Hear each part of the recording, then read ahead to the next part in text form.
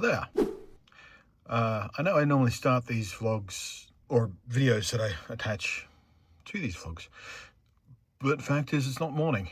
In fact, it is very soon to be evening because I didn't start recording anything in the morning.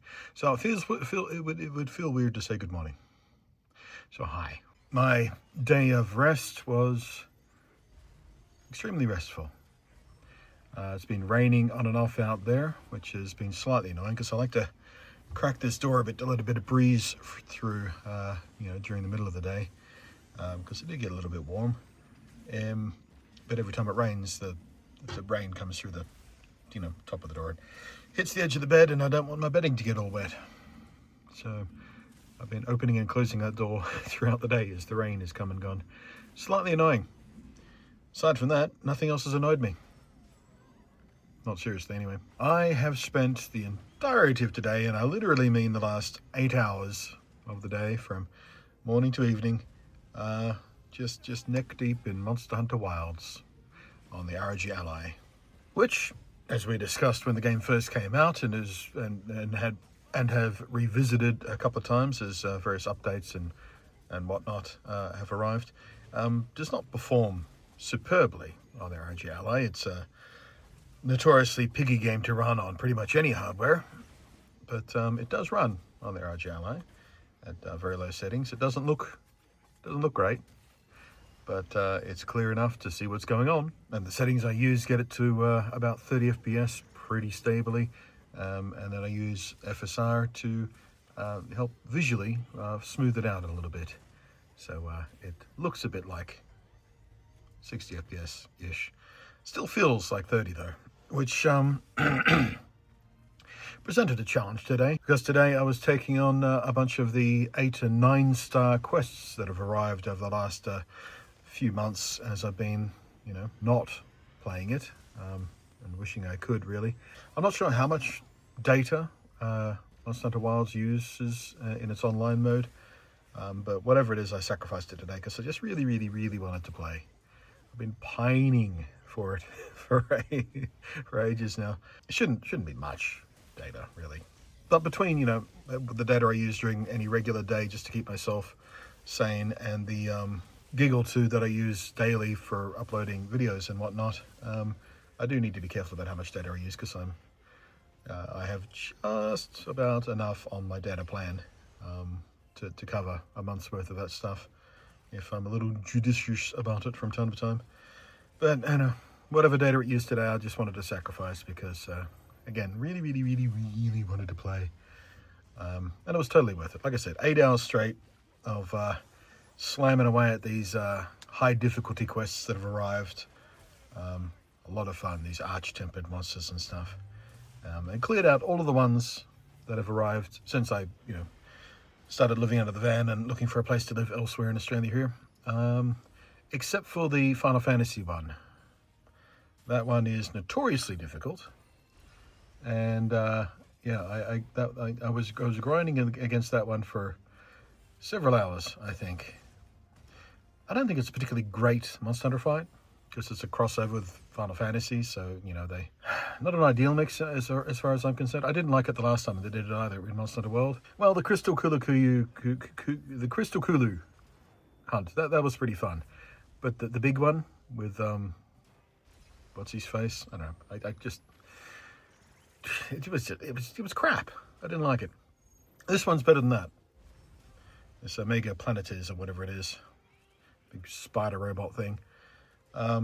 So yeah, it took me a couple of hunts to sort of get to grips with some of the mechanics that are going on and the sequences of stuff, because it's it's mixing the RPG fight mechanic idea of various stages and whatnot from Final Fantasy with Monster Hunter combat mechanics, and I don't love the way it blends, but it was a challenge. But once I did get to grips with everything, I could survive the fight just fine. I don't think I was doing particularly exceptionally well at the fight, but I was surviving and popping and doing damage and stuff. And I didn't make a build especially for it or anything like that. But the thing that started to hold me back in the last 3 or 4 hours worth of attempts were other people. because I kept joining hunts with random players or opening my own hunts up to random players. And yeah, every time a hunt has failed, after my first 3 or 4, it's other people fainting, it's other people carting, which is fine. You know, I'm more than happy to just have the practice. But yeah, unfortunately, I didn't complete the hunt today before I got a bit too bleary-eyed and tired and whatnot to continue. I might try it again, just using the support hunters, you know, the AI hunters. Apparently, I've heard people mention that they're actually quite capable and reliable in the hunt. But you do need to take something because it's scaled for 4 players. Unlike all the other hunts in the game that's scaled dynamically depending on how many hunters are present, you know, AI or real. This one apparently is always scaled to 4, so you really do need to take some assistance with you. But I like playing with real people, just because of the extra chaos it ensues, and it helps ensure every hunt is notably different from the last hunt. But with CPU hunters, it's not quite so dynamic. But I'm not ready to give up yet. Just today though. But yeah, had a lot of fun and had a lot of victories and you know, progressed through a bunch of hunts that have arrived since I last played. There are some, you know, event hunts that have come and gone because unfortunately in Wilds, just like World, they are time limited things. They will cycle back eventually one day, but lots of stuff I've missed out on in the meantime. Lots of cosmetic stuff you get from those hunts. I really wish they did it the way Rise and Sunbreak did it, and that is when an event hunt arrives, it's there forever. Because what's the fucking point of taking it away from us again? Just feels like mean-spirited. Anyway, but I did the one that's currently active, which is gets you some dual blades which are shaped like giant steaks, which I find is hilarious. But I don't play dual blades, and I don't particularly enjoy dual blades in Wilds, especially. I just, they were pretty fun in Rise with the silk bind mechanics that they had, but in Wilds not so much. But I have watched some gameplay of them, Rage Gaming videos, if you're curious. And yeah, you can activate their special effect, which, you know, boosts attack power or affinity or something, I forget. But the steak goes from looking raw to looking cooked when you do that. And the way you activate it is by cooking regular steaks, like on the portable grill, which I think is hilarious. What a fun, goofy, stupid little mechanic. But you know, I craft. You know, I did the hunt enough to get all the stuff I needed to craft them and upgrade them, but I will likely never really use them. Because again, dual blades is not one of the ones I care about much. But all day today, I just stuck with my switch axe because that's one of my preferred weapons, and I'm not sure if I've just gotten a little bit better at it somehow, or they tweaked it in an update, because I haven't read the patch notes or anything. But offsets for the switch axe feel like they work a little bit better than they used to. I was getting lots of offsets and feeling awesome about it. And back on the subject of the arch-tempered monsters, I really love that they're doing it. You know, they've got new moves and new patterns. When they did arch-tempered in Iceborne, they didn't really do that. They were just more HP, like the same monsters but way more HP. This time they got way more HP and new moves and stuff. So that was a lot of fun to learn my way around that as well. Yeah, so that's what I did today. I had a bunch of fun with one of my favorite games of all time, well, game series of all time.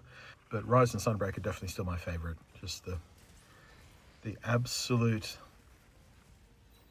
joy of that game still puts it at the top of the pile as my favorite Monster Hunter game. Yeah, Wilds is a perfectly serviceable Monster Hunter game. Absolutely, no major complaints with it. You know, mechanics wise, it's just the performance stuff, of course. It'd be nice if it was a bit more optimized, so it ran better on portable devices. I did also try and play some Fallout 76 early in the morning as well. I thought I might do that, but kind of fell off that.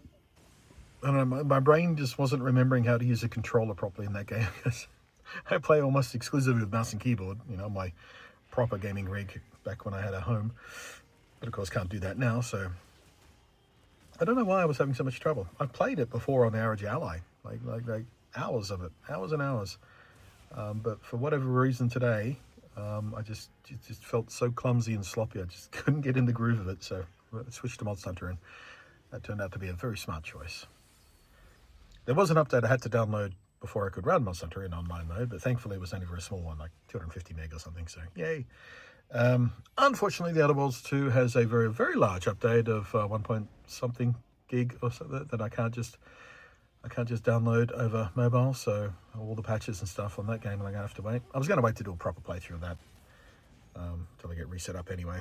We talked about that last, when it launched. But yeah, that was disappointing to see, but good because yay patches. Anyway, that's all you needed to know about my day today. I guess I'll let the rest of the video run out with, I didn't record all my goes at the Final Fantasy monster thingy, but I did record the one where I got the furthest. We were real close to finishing it off, I think, up to like the 4th stage. That has to be it, right? We'll just peter out with that failure. So thank you for any support, PayPal, Super Chats and Patreon, and thank you for those of you leaving a like on the video and leaving a comment.